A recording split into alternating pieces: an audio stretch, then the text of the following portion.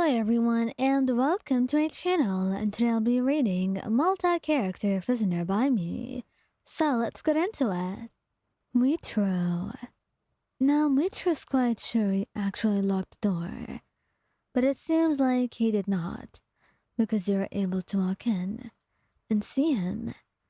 You let out a squeal as soon as you walked in, and you pulled the curtain over his body.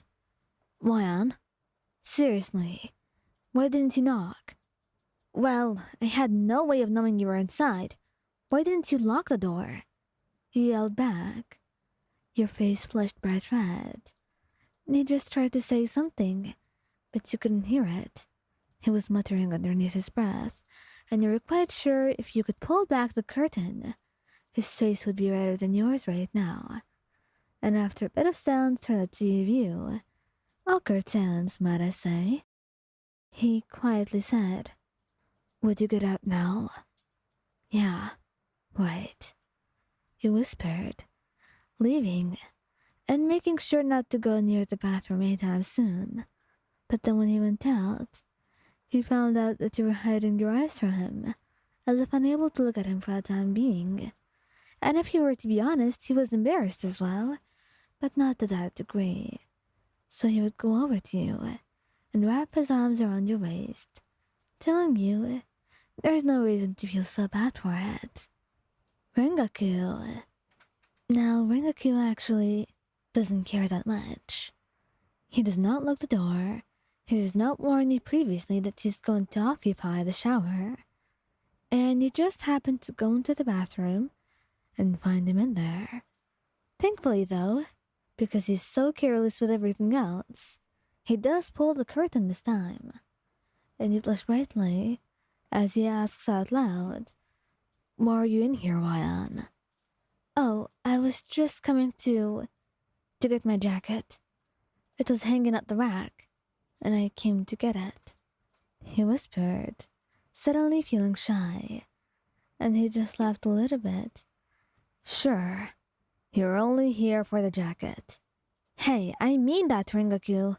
Come on, go be busy with your shower," you scoffed, taking your jacket and leaving him to shower alone, blushing brightly as you stomped your way away. Giyuu to Mioka. Now, Giyuu actually was careful most of the time, and the only thing he did not do was not lock the door. So when you went in, he was immediately embarrassed and quickly hid behind the curtain. "Wyan, what brings you here?"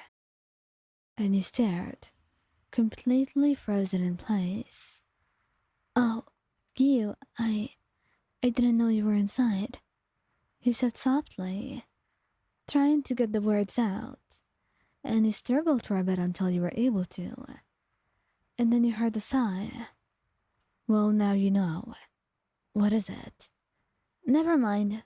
I will just leave now," he said quickly, not even leaving him a chance to say anything else, as you quickly stumbled outside. And after 20 minutes, when he was done and left the bathroom, he saw you, burying your face into your hands on the couch, and he gently ruffled your hair. "It's fine, Wyan," he says, after some hesitation. I'm not really mad at you. You know that." "Are you not? Really?" "Yeah, I can't be mad at you for anything. I guess you have a spell over me. That's why." And at the very least, you felt quite lucky for him to favor you like that. Sanemi.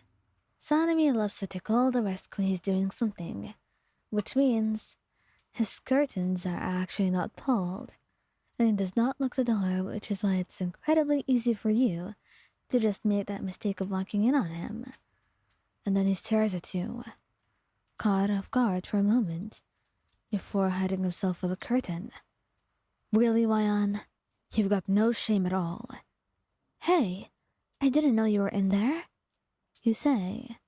You were frozen for a couple of moments, and you can't deny that you happened to catch a look or two at him, but you immediately turned away as soon as your brain caught up to it. And now, you were facing the opposite side of him, your face bright red as you cross your arms.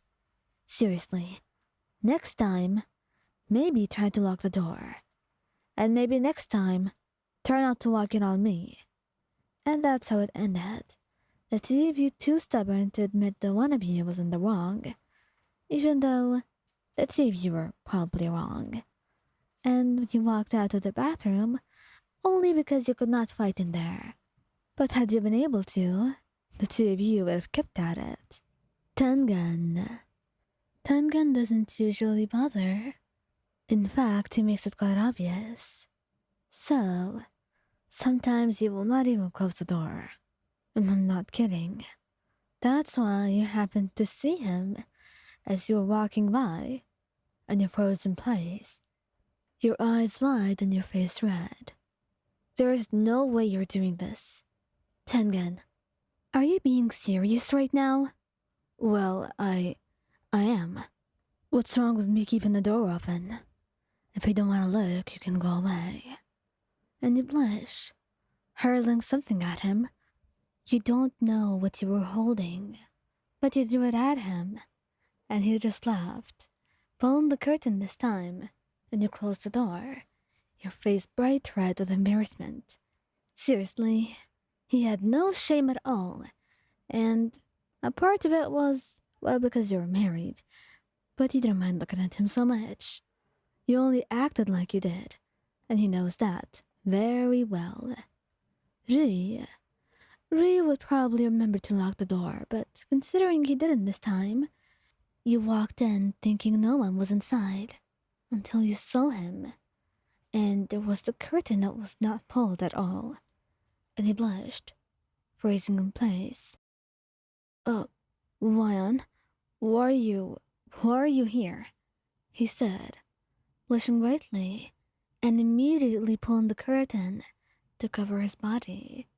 You had to hold back a laugh, looking away, and there was a bright blush on your cheek, and you were quite sure his face was even redder than yours. I thought you weren't inside. But you don't have to hide from me, Rui. Get out, Ryan, now, he said. But the embarrassment in his voice was quite clear, and this time, you couldn't help but let out that laugh that you were holding.